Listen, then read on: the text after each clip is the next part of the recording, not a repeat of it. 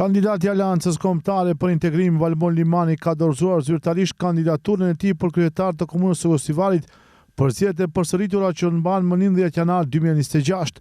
Pas dorëzimit të dokumenteve, Limani deklaroi se pres zgjedhje të ndershme, fair dhe demokratike, ku siç tha ai, qytetarët do ta shprehin lirshëm vullnetin e tyre politik.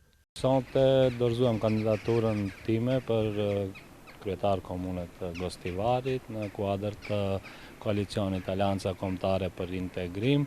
Mesazhi jonë është që urojmë që të ketë zgjedhje fair, demokratike, gjithçka të kalon në rregull dhe shpresoj që këtë herë më në Gostivar do të kemi një kryetar të përzgjedhur.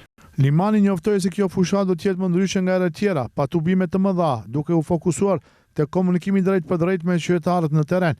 I pyetur për faktin se koalicioni i Vlen ende nuk ka vendosur emrin e kandidatit të tyre për Gostivarin, ai uroi që koalicioni të arritë të kalojë dallimet e brendshme dhe të marrë vendimin sa më shpejt.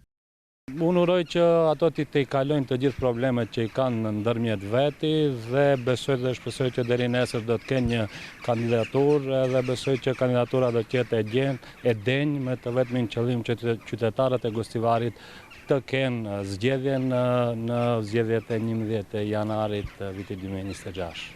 I sigurt në rezultat, Limani u shpreh i bindur se përsëritja e zgjedhjeve do të sjellë të njëjtin epilog, një fitore bindse për të dhe koalicionin që përfaqëson. Po presim fitore gjithsesi, do të shohim me çfarë rezultati, varësisht prej jehanës apo daljes së votuesve, ne presim rezultat ndoshta edhe më të mirë, gjithë së bashku kështu kompakt, besoj që më 11 janar do të dalim dhe gjithë së bashku do ta festojmë fitoren. Në raundin e parë të zgjedhjeve më 19 tetor, ai siguroi përgjigje të dukshme ndaj kundër kandidatëve, por procesi u shpalli pa suksesshëm për shkak të mosarritjes së censusit.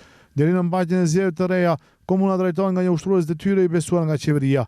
Ndërkohë, afati për dorëzimin e kandidaturave përfundon të njëjtën në mesnatë dhe ende mbetet e paqartë se me cilin kandidat do të garojë Vlen në Gostivar.